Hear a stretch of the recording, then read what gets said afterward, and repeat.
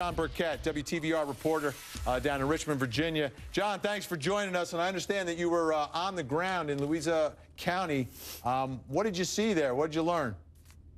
In Mineral yesterday, I sure was, Vinny. I can tell you that we saw police around that reserve captain's SUV for quite some time. It was blocked off for about 2 hours. They removed evidence from the back end of that SUV. I can also say the bloodhounds were about 1.25 miles down the road, up Cedar Hill Road, looking through the woods, and that bloodhound tracked a scent to a certain debris pile in that area where the brush was laid down, but that's where the track went cold. So they left that spot and came back to where that SUV was found. All right, I want to put the pictures up again, if we can, of the missing captain. I want to ask you a question about that, John, because Mike Brooks is with me, our HLN law enforcement analyst. We have another photo of the officer where he looks like he's a little more heavy-set than he is in the picture we're showing the folks right now.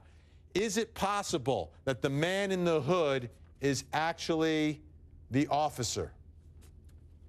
We certainly haven't heard that. I know state police are very emphatic on putting the picture of that man in the hood out, saying that he is a person of interest in this case and they have grave concern for the well-being of Officer Quick. So I'm not sure if that's the route they're going or not, but you know, they're really looking for anybody that has information about this guy in the hoodie.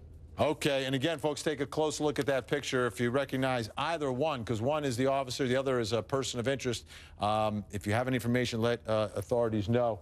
You know, one more question here for you, John, and trying to get to the bottom of exactly what he was doing, what the motive could be here if foul play, if someone is responsible for his disappearance. Any thoughts about whether it's about his personal life or it's about his professional life as a police officer?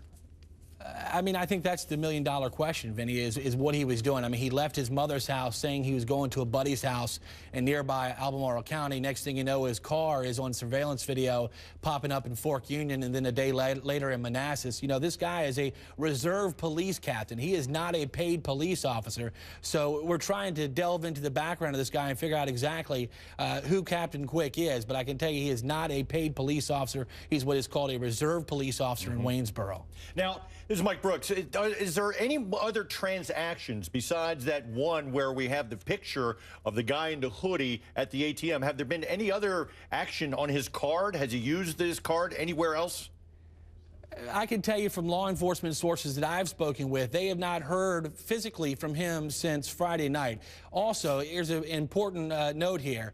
The vehicle, there was a Super Bowl party shooting/robbery that happened in the Louisa area on Sunday night. The vehicle seen fleeing that scene, sources tell us, law enforcement sources tell us, matches the description of Captain Quick's vehicle. So whether his vehicle was involved in that or not, it's still undetermined, but they are certainly looking at it that way and trying to connect those dots. All right, John Burkett, we really appreciate it. Great work. Thanks so much, and we'll check back with you because we're going to stay on this story. Yeah. Up next.